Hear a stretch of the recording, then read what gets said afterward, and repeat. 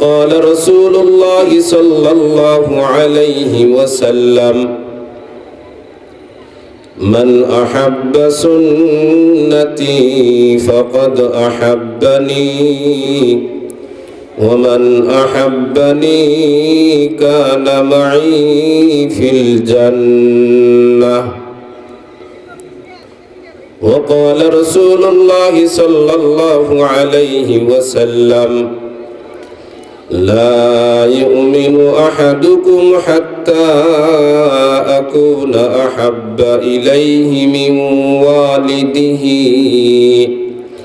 وولده والناس أجمعين رہے میرے مسکن رہے میرے مسکن حوالی کعبہ بنے میرے مدفن دیار مدینہ بلغ العلا সকলে জবান খুলে পড়ি بلغ العلا بكماله كشف الدجى بجماله حسنت جميع خصاله صلوا عليه وآله दिन की सूरज डूब रही है दिन की सूरज डूब रही है हम लोगों के सामने रोज़ महशर क्या जवाब है रसूलुल्लाह की सामने के दिल रे लता गसे এত বড় কদু কার ইশারায় মৌমাছিরা মৌসাকে দেয় মধু শিমুল গাছে কে দিল রে নরম নরম তুলা কার আদেশে চতুর মাসে জমিন মাঝে ধুলা মরিচ গাছে কে দিল রে মরিচ এত ঝাল ভাদ্র মাসে কার আদেশে পাকে গাছে তাল বেগুন গাছে কে দিল রে বেগুন এত মোটা ঝিনুক মাঝে কে দিল রে মুক্তা মনির মালা আখের মাঝে কে দিল রে রস কি চমৎকার দুধ কেন এত সাদা মরিচ কেন ঝাল আমগুলো সব পাকলে পরে কেমনে হয় তালাল ডিমগুলো সব একই রঙের পার্থক্য নাই মোটে সাদা কালো বাচ্চাগুলো কেমন করে ফোটে আমরা সবাই বাস করি ভাই এই দুনিয়ার রঙে হাতের লেখা মুখের চেহারা মেলে না কারো সঙ্গে আর মেলে না গলার কণ্ঠ বিদ্য আঙুলের টিপ মহান আল্লাহ তাআলা একজন আছেন প্রমাণ হলো ঠিক আমার আপনার নবী মুহাম্মদুর রাসূলুল্লাহ সাল্লাল্লাহু আলাইহি ওয়াসাল্লাম যাকে একজন মহিলাকে যিনি বিবাহ করছিলেন যার কোনো বিবাহ অন্য কোথাও বিবাহ হয় নাই আম্মা জান আয়েশা সিদ্দিকাকে বিবাহ করছেন তিনি কার মেয়ে ছিলেন বলেন তো দেখি আবু বকরের কি ছিলেন কন্যা ছিলেন সরকারে দো আলম নবী সাল্লাল্লাহু আলাইহি ওয়াসাল্লাম আবু বকরকে ডাক দিয়ে বলতেছেন আবু বকর বলো তোমার দুনিয়াতে কোন জিনিস পছন্দ সুবহানাল্লাহ আমার আপনার নবী মুহাম্মদুর রাসূলুল্লাহ সাল্লাল্লাহু আলাইহি ওয়াসাল্লামের সাহাবী যাকে আল্লাহর নবী সিদ্দিক উপাধি দিয়েছেন আবু বকর সিদ্দিক রাদিয়াল্লাহু তাআলা আনহু আমার আপনার নবীকে ডাক দিয়ে বলেন ওগো নবীজি আমার দুনিয়াতে সবচাইতে তিনটা কাজ ভালো লাগে সবচাইতে তিনটা কাজ পছন্দনীয় সুবহানাল্লাহ আবু বকর সিদ্দিক রাদিয়াল্লাহু তাআলা আনহু বলেন, এক নাম্বার, আমি আবু বকর মনটা চাই আমার পেয়ারা নবীকে সর্বদাই আমি তাকায়া তাকায়া দেখি। সুবহানাল্লাহ। এই যে এখানে উম্মতের আলেমরা বসে আছেন, আমাদের সহসভাপতি বসে আছেন, উনি অনেক সিনিয়র আলেম। উনি যখন থেকে চাকরি করেন তখন আমরা বক্তব্যে পড়ি। হুজুরের কদর বুঝবেন যদি বগুড়াতে যান। উম্মতের আলেমদের এখন তো নবী দুনিয়াতে না, কি বলেন আছে? আল্লাহর নবী বলেন, যদি আমার উম্মতের আলেমদের দিকে তাকায় থাকো, তারা যেন আমি নবীর দিকে তাকায় থাকো। সুবহানাল্লাহ। সাহাবা ইকরাম নবীকে দেখে যেমন তারা নেকি অর্জন করছেন, এখন তো নবী নাই, সাহাবীরা নাই, এখনকার উম্মতেরা যদি উম্মতের আলেমদেরকে তাকায় দেখে, নবীরা যেমন করে নবীকে, সাহাবা ইকরাম যেমন নবীকে দেখে নেকি অর্জন করছেন, এখনকার উম্মতেরা যদি উম্মতের আলেমদেরকে দিকে তাকায়া থাকেন, আল্লাহ পাক উম্মতের নেকি আমলনামায় লিপিবদ্ধ করে দেন। সুবহানাল্লাহ। আবু বকর সিদ্দিক রাদিয়াল্লাহু তাআলা আনহু নবীজিকে ডাক দিয়ে বলল, গো নবীজি, আমার মনটা চাই সর্বদাই যেন আমি আবু বকর আপনার দিকে তাকায়া থাকি। সুবহানাল্লাহ। আবু বকরের এই দোয়াটা আল্লাহ পাক এমন ভাবে কবুল করছেন, কিতাবের মধ্যে লেখা হয় আবু বকরের জন্য আল্লাহ পাক 3টা রাত বাজেট করে দিবেন। সুবহানাল্লাহ। কেমন বাজেট করে দিবেন?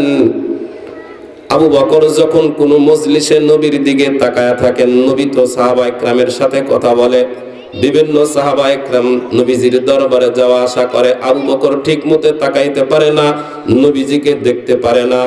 এই জন্য আল্লাহ পাক আবু বকরের জন্য 3টা রাত বাজেট করে দিয়েছেন।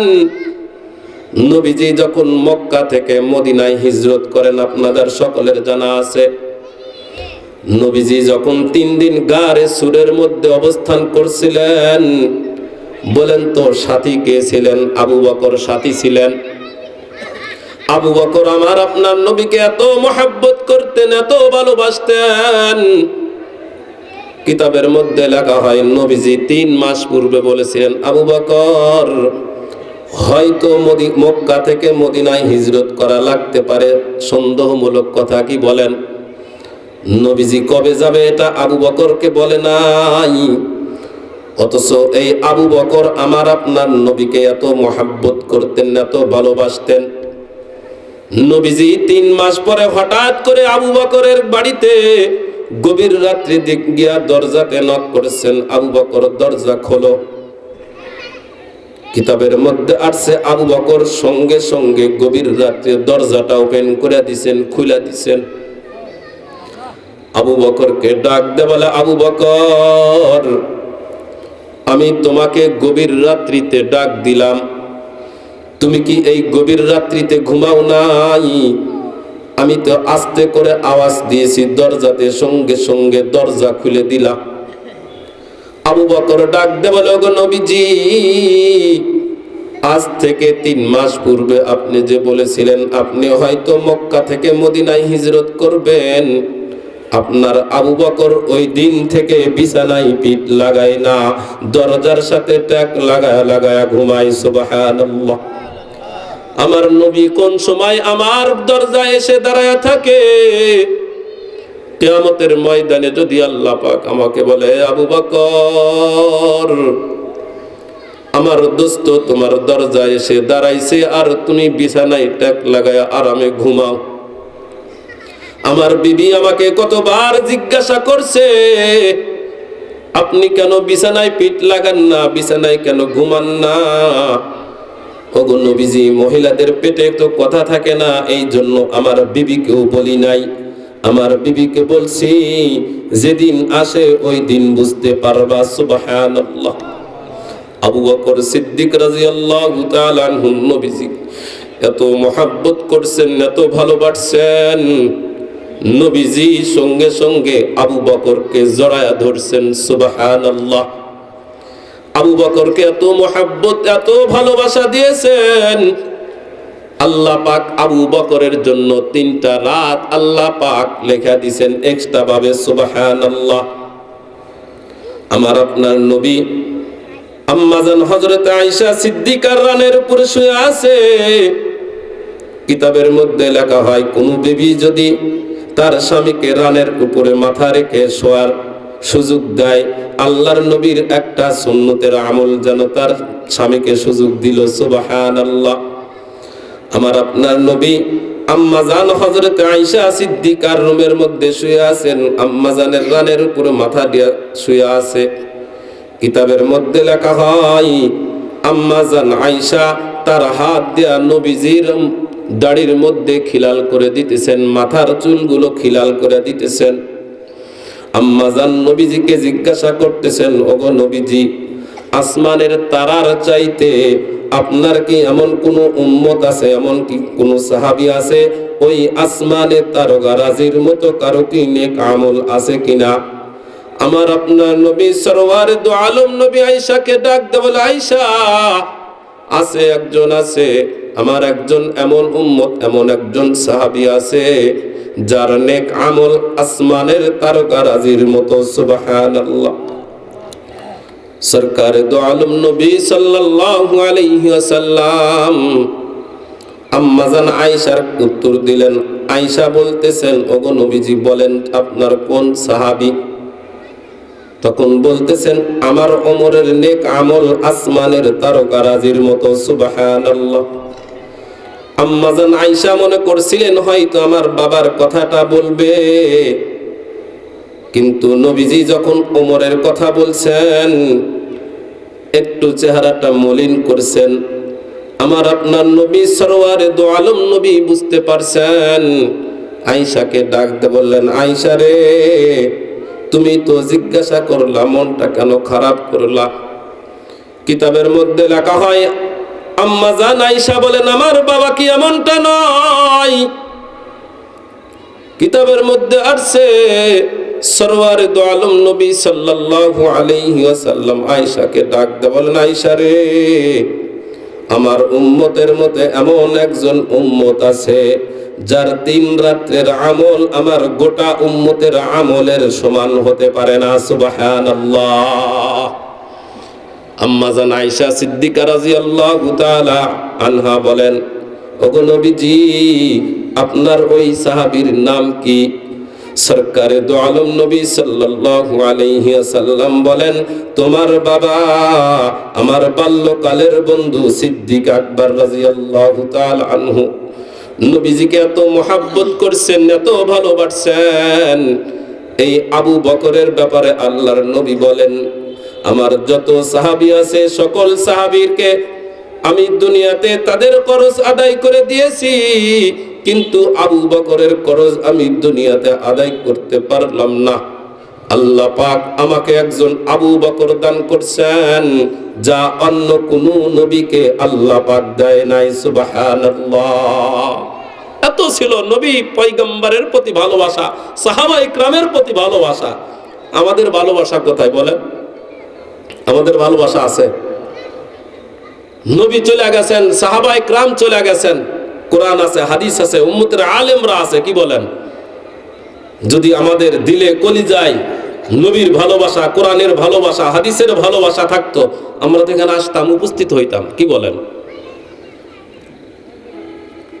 হযরতে বেলাল রাদিয়াল্লাহু তাআলা আনহু আমার আপনার নবীকে কেমন করে মহব্বত করছেন। বেলাল, এই বেলাল ধনী ঘরের সন্তান না, বরং অন্যের রাখাল ছিল, ছাগল চড়াইতো, বকরি চড়াইতো। আমার আপনার নবীর সাথে সাক্ষাৎ হয়েছেন বকরি চড়ানো অবস্থায়। আমার আপনার নবী শুধু বেলালের দিকে তাকাইছেন, বেলালের চোখে নবীজির চোখটা পড়ে গেছে। বেলালের অন্তরের মধ্যে বেলাল বলছেন, রিওয়ায়াত করছেন, আমার দিলের মধ্যে কি যেন ঢুকে গেল। সুবহানাল্লাহ। হাদিসের মধ্যে আসছে, নবীজি বেলালের পাশ দিয়া চলে গেছেন, হিজরত করছেন, নবীজির চোখে চোখ পড়ছে। বেলাল বলে, আমার ছাগল চড়াইতে ভালো লাগে না, কোনো কাজে মন বসে না। আমি কাকে দেখলাম? বেলাল বলেন, আমি আর ঠিক থাকতে পারলাম না, নবীজির দরবারে হাজির হয়ে কালেমা পড়ে মুসলমান হয়েছি। সুবহানাল্লাহ। এই বেলালের মর্যাদা কেমন, বেলালের মর্যাদা কেমন। আল্লাহ কিন্তু সুরুত দেখা, চেহারা দেখা জান্নাত দিবে না, বরং আত্মা দেখা, কলিজা দেখা জান্নাত দিবেন না। কি বলেন? যার কলিজা যত ভালো হবে, কে বড় লোক, কে ছোট লোক, কে ধনী, কে গরিব, এইটা আল্লাহ পাক দেখবেন না, বরং বান্দার কলিজা দেখে আল্লাহ পাক জান্নাত জাহান্নাম দিবেন। হযরতে বেলাল রাদিয়াল্লাহু তাআলা আনহু এত নবীজিকে মহব্বত করতেন, এত ভালোবাসতেন। বেলালকে কত নির্যাতন করছে সকলের জানা আছে। বেলালের জিবার মধ্যে কাটা দিয়া ফুটায়া দেওয়া হয়তো, তারপর নবীজি সাল্লাল্লাহু আলাইহি ওয়াসাল্লামের প্রতি বিন্দু পরিমাণ ভালোবাসা কমে নাই। বলেন, নবীজিকে ভালোবাসার কারণে সাহাবা একরাম যেমন করে কষ্ট সহ্য করছেন, আমরা কি এখন নামাজ পড়ার জন্য, ওলামা একরামকে ভালোবাসার জন্য, এই কালেমা পড়ার জন্য, নামাজ পড়ার জন্য আমাদের কেউ কি নির্যাতন করে? বলেন। অথচ ওই সময় আমার আপনার নবীর সাথে কিরূপ আচরণ করেছে মক্কার কাফের মুশরিক বেঈমানের দলেরা। সাহাবা একরামকে এত কষ্ট দিয়েছেন নবীকে ভালোবাসার কারণে। হযরতে বেলাল রাদিয়াল্লাহু তাআলা আনহুকে উত্তপ্ত বালুর উপর শোয়া রাখছে। শুধু শোয়া রাখে নাই, বুকের উপর বিশাল পাথর উঠায়া দিত। বেলালকে ওই সময় বলা হতো, আব্দুল্লাহর পুত্র মুহাম্মাদের কালেমাটা ছাড়বি নাকি বল, যদি ছেড়ে দাস তাহলে তোকে আর নির্যাতন করা হবে না। হযরতে বেলাল রাদিয়াল্লাহু তাআলা আনহু ওই সময় আল্লাহকে বলে নাই, আমার আপনার নবী মুহাম্মদুর রাসূলুল্লাহর প্রতি বিন্দু পরিমাণ মহব্বত কমে নাই। লম্বা ঘটনা। আমার আপনার নবীর যখন ইন্তেকাল হয়ে গেছে, হযরতে বেলাল রাদিয়াল্লাহু তাআলা আনহু একটা গাট্টি, একটা টোপলা বেঁধে আবু বকরের দরবারে চলে গেছে। আমার আপনার নবীর ইন্তেকালের পরে আবু বকর খলিফার মসনদে বসছেন। কিতাবের মধ্যে আসছে, হযরতে বেলাল রাদিয়াল্লাহু তাআলা আনহু গাট্টি নিয়ে আবু বকরের দরবারে চলে গেছে। আবু বকরকে ডাক দেয়া বলছে, ওগো আবু বকর, আমাকে বিদায় দেন, আমাকে বিদায় দেন, আমি আর মদিনায় থাকবো না। সিদ্দিক আকবর রাদিয়াল্লাহু তাআলা আনহু বলেন, বেলাল কেন থাকবা না, কি হয়েছে? নবীজির থেকে মাল নিয়ে খরচ করতে এখন পাবা না, সেই জন্য বাইতুল মাল থেকে ব্যবস্থা করে দেই। বেলাল ডাক দেয়া বলে, গো সিদ্দিক আকবর, মালের জন্য না, অর্থ সম্পদের জন্য না, নবী সাল্লাল্লাহু আলাইহি ওয়াসাল্লাম মদিনার যে রাস্তায় হাঁটতো, আমি বেলাল নবীজির আগে আগে হাঁটতাম। সুবহানাল্লাহ, জোরে বলেন সুবহানাল্লাহ। সরকারে দো আলম নবী যেই রাস্তায় হাঁটতেন, আমি বেলাল নবীজির আগে আগে হাঁটতাম। কারণ মক্কার কাফের মুশরিক বেঈমানের দলেরা আমার আপনার নবীকে কষ্ট দেওয়ার জন্য রাস্তায় বিভিন্ন কাঁটা যুক্ত জিনিস রাখা দিত। নবীজির সাহাবী বেলাল ডাক দে বলেন, নবী তো মদিনায় নাই, আমিও বেলাল থাকবো না। আমি বেলাল যখন মসজিদের মাইকে আজান দিতাম, মসজিদের নববীতে যখন আজান দিতাম, নবীজি মসজিদে আসতো, ইমামতি করতো, আমি মুয়াজ্জিনি করতাম। আমি এখন আজান দিলে কে নামাজ পড়াবে? নবীজি তো আর আসবে না, আমি মদিনায় থাকতে পারবো না। নবীজির বিভিন্ন স্মৃতিচারণ আমার চোখে এসে যায়, আমি বেলালের কলিজাটা ফাইটা যায়। হযরত বেলাল রাদিয়াল্লাহু তাআলা আনহু বিদায় নিয়ে, লম্বা ইতিহাস, লম্বা ঘটনা। হযরত বেলাল রাদিয়াল্লাহু তাআলা আনহু গাট্টিটা মাথায় নিয়ে মদিনা থেকে চলে গেছে। দীর্ঘ 6 মাস পর আমার আপনার নবী মুহাম্মদুর রাসূলুল্লাহ সাল্লাল্লাহু আলাইহি ওয়াসাল্লাম বেলালের স্বপ্ন যুগে চলে গেছে। বেলালকে ডাক দেয়া বলে, বেলাল, কত মানুষ আমার রওজার পারে দাঁড়ায় আমাকে সালাম করলো। আজ 6 মাস হয়ে গেছে তুমি মদিনার বাহিরে চলে গেছো। হে বেলাল, আমার রওজা মুবারকের পাশে আসো, আমাকে একটু সালাম দাও। কিতাবের মধ্যে লেখা হয়, হযরতে বেলাল রাদিয়াল্লাহু তাআলা আনহু রাত্রিবেলায় সফর করে চলে আসছেন। সরকারে দো আলম নবী সাল্লাল্লাহু আলাইহি ওয়াসাল্লামের রওজা মুবারকে পারে এসে সালাম করছেন। কিতাবের মধ্যে আসছে, সকল সাহাবা একরাম, মদিনার লোকেরা যখন মসজিদে নববীর মুয়াজ্জিন যখন মদিনার রাস্তায় হাঁটছেন, সকলেই মনে করছেন যেহেতু বেলাল মদিনায় আসছে, না জানি মুহাম্মদুর রাসূলুল্লাহ আসছে। ছোট ছোট বাচ্চারা মাকে বাবাকে ডাক দেয়া বলতেছে বেলাল মদিনায় আসছে, হয়তো নবীজিও আগমন করেছে। কারণ বেলাল যেখানে রাস্তায় হাঁটতেন, আমার আপনার নবীজি সেই রাস্তায় বেলালের পিছু পিছু হাঁটতেন। সুবহানাল্লাহ। মদিনার সকলেই বলতেছে বেলাল, তোমার মধুর কণ্ঠের আজান কতদিন হয়ে গেল শুনতে পাই না, একটু আজান দাও। বেলাল বলে না না, আমি আজান দিব না, আমি আজান দিলে তো আমার নবী শুনতে পাবে না, আমি আজান দিতে পারবো না। সাহাবা ইকরাম বলেন এইভাবে বলে কাজ হবে না, যাও নবীজির কলিজার টুকরা হাসান আর হুসাইনকে নিয়ে আসো। যদি হাসান হুসাইন বেলালকে বলে, বেলাল হয়তো মসজিদে নববীতে আজান দিবে। সুবহানাল্লাহ। কিতাবের মধ্যে লেখা হয় হাসান আর হুসাইনকে আমার আপনার নবীজির মতো দেখতে ছিল। সুবহানাল্লাহ। হাসান আর হুসাইনকে যখন বেলালের সামনে হাজির করছে, হাসান আর হুসাইন দুই ভাই বেলালকে জড়ায় ধরছে। হযরতে বেলাল রাদিয়াল্লাহু তাআলা আনহুকে জড়ায় ধরে বলে, ও নানার মুয়াজ্জিন, কতদিন হয়ে গেল আপনার কণ্ঠে আজান শুনি না, আপনি একটু আজান দেন। সরকার দু আলম নবীর দুই নাতিকে বেলাল এমন ভাবে জড়ায় ধরছে, হাসান আর হুসাইনকে জড়ায় ধরে নবীজির ঘ্রাণ পাইতেছে। সুবহানাল্লাহ। হাসান আর হুসাইন নবীজি কত জড়ায় ধরছেন, কত মোহাব্বত করছেন, ভালোবাসছেন। হাসান আর হুসাইন যখন বলছেন, ও নানার মুয়াজ্জিন, আপনি একটু আজান দেন, কিতাবের মধ্যে আসছে এই বেলাল যখন মসজিদে নববীর মাইকে আজান দিয়েছে, যখন বলছেন আশহাদু আন্না মুহাম্মাদুর রাসূলুল্লাহ, বলার সঙ্গে সঙ্গে বেলাল সঙ্গে সঙ্গে অজ্ঞান হয়ে জমিনের মধ্যে পড়ে গেছে। কত মোহাব্বত, ভালোবাসা, কলিজা। এ নবীর উম্মতেরা, আমাদের কেমন ভালোবাসা আর সাহাবা ইকরামের কেমন ভালোবাসা। শুধু কি পুরুষ সাহাবীদের ভালোবাসা এমন ছিল না, আম্মাজানদের অন্তরে কেমন ভালোবাসা ছিল। উহুদ যুদ্ধের ঘটনা, উহুদ যুদ্ধের মধ্যে যখন সরওয়ারে দু আলম নবী অজ্ঞান হয়ে জমিনে পড়ে গেছে, ইবলিস শয়তান এলাকার মধ্যে প্রচার করে দিয়েছে আব্দুল্লাহর পুত্র মুহাম্মদ শহীদ হয়ে গেছে।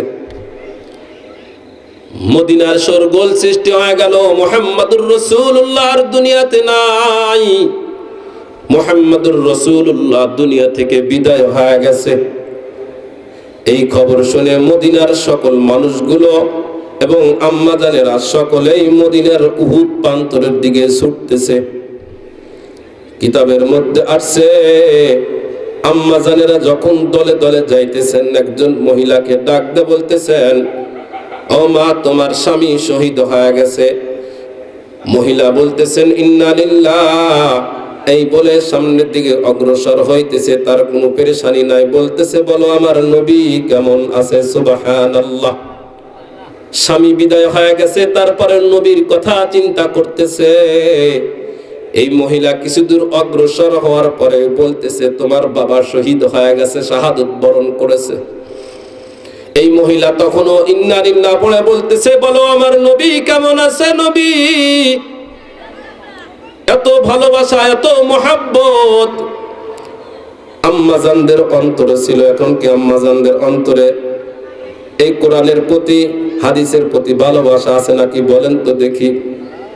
এই মহিলা কিছু দূর আবার অগ্রসর হওয়ার পরে একজন বলতেছে যে তোমার ছেলে শাহাদত বরণ করেছে উহুদ প্রান্তরে। এই মহিলা তখনও ইন্না লিল্লাহ পড়ে বলতেছে, বলো আমার নবী কেমন আছে। সুবহানাল্লাহ। একজন সাহাবী ডাক দেওয়ালো, ওই যে দেখা যায় নবীকে নিয়ে আসতেছে। কিতাবের মধ্যে লেখা হয় আম্মাজান দৌড়ে গিয়া নবীজিকে দেখেন, ওই মহিলা রিওয়ায়াত করেন, ওগো নবীজি, আপনাকে দেখার পরে আমার কলিজাটা ঠান্ডা হয়ে গেছে। সুবহানাল্লাহ। এই জন্য তো নবী বলেন, লা ইউমিনু আহাদুকুম হাত্তা আকুনা আহাব্বা ইলাইহি মিন ওয়ালিদিহি ওয়া ওয়ালাদিহি ওয়ান নাসি আজমাইন। আল্লাহর নবী বলেন, ওই সময় পর্যন্ত খাঁটি মুমিন ইমানদার বান্দা হইতে পারবা না যেই পর্যন্ত নিজের মা বাবা ভাই বেরাদার আত্মীয় স্বজন দুনিয়ার সকল কিছু চাইতে আমি নবীকে মহব্বত না করবা। সুবহানাল্লাহ। সাহাবা একরাম মহব্বত করছেন, কি বলেন, ভালোবাসছেন। আমরা কেমন ভালোবাসি বলেন? আমার আপনার নবীর সাহাবী নবীজিকে জড়ায় ধরার জন্য, নবীজিকে মহব্বত করার জন্য নবীজির সাহাবীরা কত বাহানা বানাইছেন। ছোট্ট একটা ওয়াকিয়া বললে বুঝতে পারবেন। আমার আপনার নবী একদিন এমন মসজিদের নববীর মধ্যে বসে সাহাবা ইকরামকে উদ্দেশ্য করে বলতেছেন, নে আমার সাহাবীরা, আমি যদি তোমাদেরকে কষ্ট দিয়ে থাকি হাত অথবা জবান দ্বারা অথবা কাজকর্মের মাধ্যমে যদি কোনো কষ্ট দিয়ে থাকি, অথবা তোমরা যদি আমার থেকে কেউ কোনো অর্থকড়ি পাও, তাহলে এখনই বলো, আমি দুনিয়াতে পরিশোধ করতে চাই। কবরে পরিশোধ করার মতো কোনো যোগ্যতা আমার নাই। একজন নবী বলছেন যে আমি দুনিয়াতে থাকতেই সবকিছু খরচ আদায় করতে চাই। তাহলে নবীজি যদি এই কথা বলে, আমার আপনার কি খবর বলেন? বাড়ির সাথে বাড়ি, জমির সাথে জমি, কিছু কাটিং মাস্টার আছে, কি বলেন, আল কাটার কিছু কাটিং মাস্টার আছে। আমি নাটোরে থাকছি, ওই এলাকায় আছে, ওই এলাকায় আছে কিনা আল্লাহ জানে, আমি ছোট থেকে বাইরে থাকছি। আবার কিছু বাড়ির সাথে বাড়ি আছে সীমানা ফেলার জম, কি বলেন, আমিন গড়িয়া দিয়ে যায় এক পেলে, রাত্রিবেলা তুলে আর এক জায়গায় গাড়ে। এই আল্লাহর বান্দা কি করছে? ওর আমল নামায় ও কোবাইতেছে, কি বলেন, ওর আমল নামায় কোপ দিছে, ও বুঝতে পারতেছে না, মরার পরে বুঝবে, কি বলেন। সরকারে দো আলম নবীর সাহাবী আমার আপনার নবী মুহাম্মদুর রাসূলুল্লাহ যখন এলান করছেন, বলো আমি কি তোমাদেরকে হাত অথবা মুখ অথবা কোনো কাজ কর্মের মাধ্যমে তোমরা যদি তোমাদেরকে কষ্ট দিয়ে থাকি, তাহলে বলো আমি দুনিয়াতে পরিশোধ করতে চাই। নবীজির একজন সাহাবী হতে বলে, ওগো নবীজি, আমি আপনার থেকে 3টা দিরহাম পাই। নবীজি বলেন, বলো কোন দিন কেমন করে কিভাবে নিয়েছিলাম? কিতাবের মধ্যে আসছে, ওগো নবীজি, আপনার কাছে একজন সাইল আসছিল, আপনার কাছে সওয়াল করছে, ওই সময় আপনার কাছে কোনো দিরহাম ছিল না, আমি সাহাবীর থেকে নিয়ে দিয়েছেন। কিতাবের মধ্যে আসছে, আমার আপনার নবী চাচাতো ভাই ফজলকে ডাক দিয়ে বলে, ফজল, তাকে 3টা দিরহাম আমার মাল থেকে দিয়ে দাও। সুবহানাল্লাহ। নবী যদি খরচ আদায় করে দেয়, আমি আপনি ঋণ নিয়ে কবরে যাইতে পারবো? বলেন, কবরে যাইতে পারবো? হ্যাঁ। আমার আপনার নবী মুহাম্মদুর রাসূলুল্লাহ সাল্লাল্লাহু আলাইহি ওয়াসাল্লাম নিজেই খরচ আদায় করার কথা বলছেন কবরে যাওয়ার আগে। এটা নবী আমল করছেন নাকি উম্মতকে শিক্ষা দিয়েছেন? বলেন তো দেখে।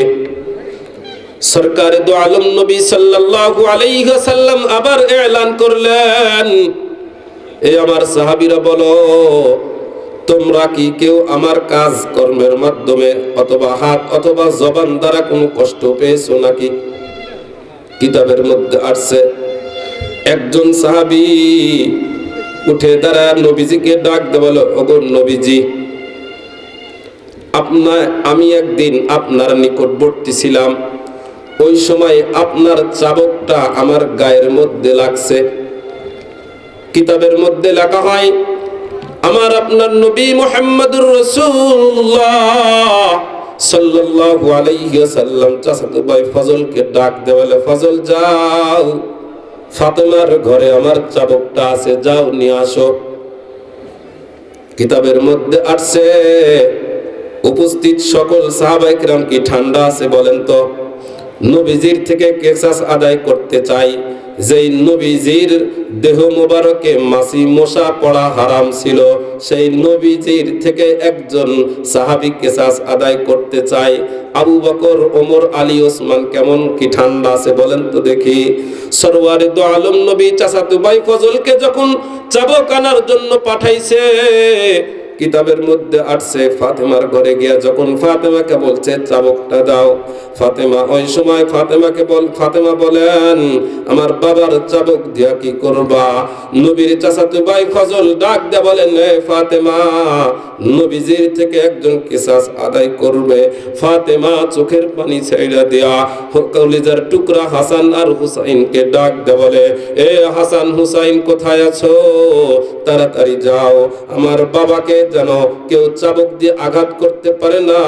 তোমরা দুই ভাই তোমার নানাজিকে চতুর্দিক থেকে বেষ্টনী দিয়ে ধরবা। সুবহানাল্লাহ।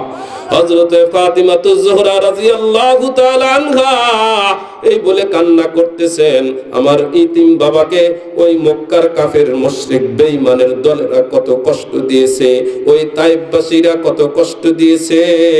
আমার বাবাকে নাকি চাবুক মারা হবে। হাসান আর হুসাইনকে পাঠিয়ে দিয়েছে। কিতাবের মধ্যে লেখা হয় চাচাতো ভাই ফজল যখন চাবুকটি নিয়ে নবীজির দরবারে গেছেন, সরওয়ারে দো আলম নবী যখন চাবুকটা সাহাবীর হাতে দিয়েছেন, সাহাবা ইকরাম ডাক দিয়ে বলতেছেন, এই নবীর সাহাবী খবরদার, খবরদার, যেই নবীর গায়ে মোসামাসি পরা হারাম সেই নবীর গায়ে আঘাত করবি না। সরওয়ারে দো আলম নবী সাল্লাল্লাহু আলাইহি ওয়াসাল্লাম সাহাবীর হাতের মধ্যে যখন চাবুকটা দিবেন, কিতাবের মধ্যে আসছে নবীজির সাহাবী তখন বলছেন, ওগো নবীজি, আপনার চাবুকের আঘাত যেই সময় আমার গায়ে লাগছে ওই সময় আমার গায়ে কোনো কাপড় ছিল না, জামা ছিল না। সরওয়ারে দো আলম নবী সাল্লাল্লাহু আলাইহি ওয়াসাল্লাম সঙ্গে সঙ্গে জামাটা খুলছেন, খুলে সাহাবীকে ডাক দিয়ে বলে, সাহাবী এবার আমাকে আঘাত করো। কিতাবের মধ্যে আসছে নবীজি যখন হালকা একটু উপর হয়েছেন, নবীজির সাহাবী চাবুকটা হাত থেকে ফেলে দিয়ে আমার আপনার নবীজির দুই পাশ বাহুর নিচ দিয়ে হাত দিয়ে ধরে আমার আপনার নবীজির মোহরে নবুয়তে চুম্বন করেছেন। সুবহানাল্লাহ। কিতাবের মধ্যে আসছে নবীজি ডাক দিয়ে বলেন, এই সাহাবী এমন কেন করলি? কিতাবের মধ্যে আসছে নবীজির সাহাবী ডাক দিয়ে বলে, ওগো নবীজি, কতদিন হলো চেষ্টা করছি আপনার মোহরে নবুয়তে চুম্বন করব, যেহেতু আপনি সুযোগ দিছেন আজকে। আপনি তো হাদিসের মধ্যে বর্ণনা করছেন আপনার শরীরের সাথে যদি কোনো শরীরটা লেগে যায় জাহান্নামের আগুনে পোড়াবে না। ওগো নবীজি, আমার অনেক দিনের আশা, নিজের আমল দিয়ে তো বাঁচতে পারবো না, এই জন্য আমার শরীরটা একটু আপনার শরীরের সাথে লাগাইলাম। সুবহানাল্লাহ। নবীজিকে সাহাবা ইকরাম কেমন করে মোহাব্বত করছেন বাহানা করে, আর আমরা বাহানা করি উম্মতের আলেমদেরকে কষ্ট দেওয়ার জন্য, আমার মুসলমান ভাইদেরকে কষ্ট দেওয়ার জন্য। কি বলেন? কেন উম্মতের আলেমদের সাথে কেন আপনারা খারাপ ব্যবহার করবেন? মুসলমান ভাইয়ের সাথে আপনি কেন খারাপ আচরণ করবেন? কারণ আমার আপনার শেষ ঠিকানা তো 3.5 হাত মাটির ঘর। রাজা বাদশাহ যাই হোক না কেন, এই 5 কাপড়ের বেশি কি আর 3 কাপড়ের বেশি কি দেওয়া হবে বলেন? হ্যাঁ, এই দুনিয়াতে অহংকার করে, এই দুনিয়াতে দাম্ভিকতা করে কি লাভ? আমার আপনার শেষ ঠিকানা তো কবর। কি বলেন?